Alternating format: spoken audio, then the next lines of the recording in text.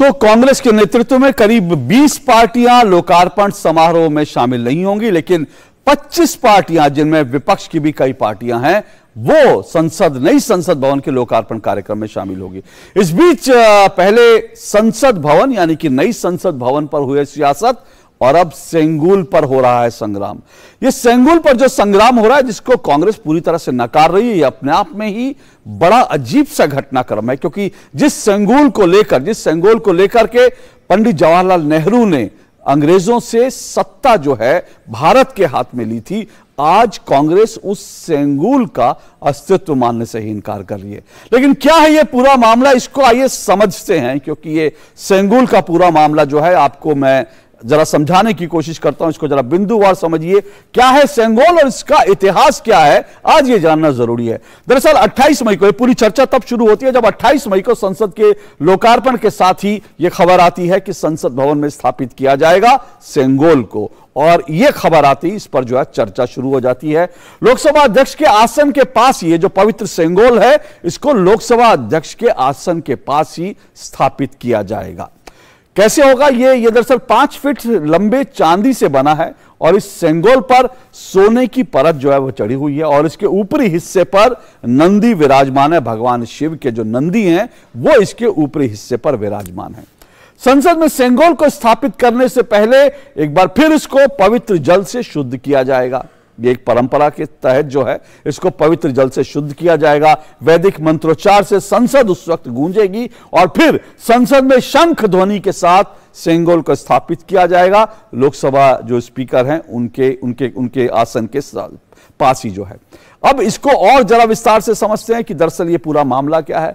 दरअसल भारत की आजादी के समय अंग्रेजी हुकूमत ने सत्ता हस्तांतरण के समय प्रतीक स्वरूप, सत्ता हस्तांतरण का प्रतीक क्या हो, इस प्रतीक स्वरूप पंडित नेहरू को सेंगोल को सौंपा गया था। यह पूरी जो है एक परंपरा हुई थी। 14 अगस्त की रात अंग्रेजों ने जवाहरलाल नेहरू को सेंगोल सौंपकर सत्ता का हस्तांतरण किया था, क्योंकि भारत आजाद हुआ और सत्ता जो है भारतीयों के हाथ में आई। चोल साम्राज्य से प्रेरित होकर यह विचार, जो सेंगोल सौंपने का विचार है, यह दरअसल चोल साम्राज्य से प्रेरित होकर सी राजगोपालाचारी ने इस विचार को बताया था। जब पंडित नेहरू ने पूछा क्या हो प्रतीक, तब जो है सी राजगोपालाचारी ने इसको यह आइडिया दिया था। जवाहरलाल नेहरू ने अपने जो सहयोगी हैं सी राजगोपालाचारी, उनकी सलाह पर तमिलनाडु से इस सेंगोल को मंगाया गया था। तमिलनाडु से इस सेंगोल को मंगवाया था सी राजगोपालाचारी की सलाह पर।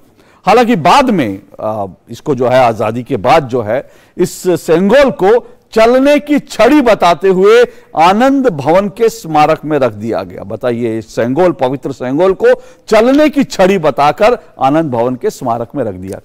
1975 में शंकराचार्य ने भी अपनी पुस्तक में इस सेंगोल का उल्लेख किया था। आज जो कांग्रेस कह रही है ना कि इसका कहीं जिक्र नहीं है, कहीं उल्लेख नहीं है, बाकायदा इसका उल्लेख जो है किया था। और ये आपको बता दूं, दरअसल ये जो सेंगोल है, ये जो राजा है, पहले राजा, अब आज इसको शासक के रूप में देखिए, शासक द्वारा धर्म के पालन, न्याय और दंड का प्रतीक है सेंगोल। क्या? ये धर्म के पालन, न्याय और दंड, न्याय भी, दंड भी और धर्म का पालन भी, ये राजा का राजधर्म है, उसी का प्रतीक है सेंगोल। तमिलनाडु और अन्य दक्षिण भारतीय राज्यों में निष्पक्ष और न्यायपूर्ण शासन का प्रतीक जो है वो माना जाता है सेंगोल को। ये सेंगोल को इस तरह से जाना जाता है। महाभारत के शांति पर्व के धर्मानुशासन अध्याय में भी राजदंड का उल्लेख है। यानी चोल साम्राज्य में जिसको सेंगोल, दक्षिण भारत में सेंगोल, वैसे ही राजदंड भी माना गया, तो महाभारत में भी इसका जिक्र है राजदंड का। चोल राजवंश की परंपरा के अनुसार सत्ता हस्तांतरण का जो प्रतीक है वो माना गया सेंगोल को, कि सत्ता हस्तांतरण होगी, उसका प्रतीक है सेंगोल। ये चोल राजवंश की जो है परंपरा रही है। चोल वंश के शासक भगवान शिव के उपासक थे, आप ये जानते हैं, इसलिए जो है नंदी जो है ऊपर विराजमान है, इस बात को समझिएगा, क्योंकि चोल वंश के शासक भगवान शिव के उपासक थे। चोल वंश शैव संप्रदाय का हिस्सा था, पर चोल वंश के शासकों के साम्राज्य में वैष्णव, बौद्ध और जैन संप्रदाय भी फले फूले। इसको माना जाता था कि ये सभी के विकास की बात करने वाला ये साम्राज्य था। सेंगोल शब्द संस्कृत के शंकु शब्द से बना है, जिसका अर्थ होता है शंख। मोटे तौर पर यह शब्द जो है संस्कृत के शब्द शंकु से बना है, जिसका अर्थ है शंख। इसके साथ साथ दक्षिण भारत में, अगर दक्षिण भारतीय भाषाओं में बात करूं तो सेंगोल दरअसल तमिल भाषा का शब्द है जिसका अर्थ है संपदा से संपन्न होना। संपदा से संपन्न होना इसके भाव है, यानी इसका मतलब है सेंगोल। तो ये इसका मूल जो है इसका अर्थ है। पवित्र राजदंड यानी सेंगोल को मुख्य पुजारी के हाथों नए राजा को, जब सत्ता हस्तांतरण होता है जो मुख्य पुजारी होते हैं उनके हाथों में ये जो है सेंगोल नए राजा को सौंपा जाता है। तो ये परंपरा रही है। तो इस तरह से जो है ये जो सेंगोल है इसके पीछे पूरा जो इतिहास है मैंने आपको बताने की कोशिश की, क्या परंपरा है, क्या इसकी अहमियत है। लेकिन कांग्रेस आज इसका भी विरोध कर रही है।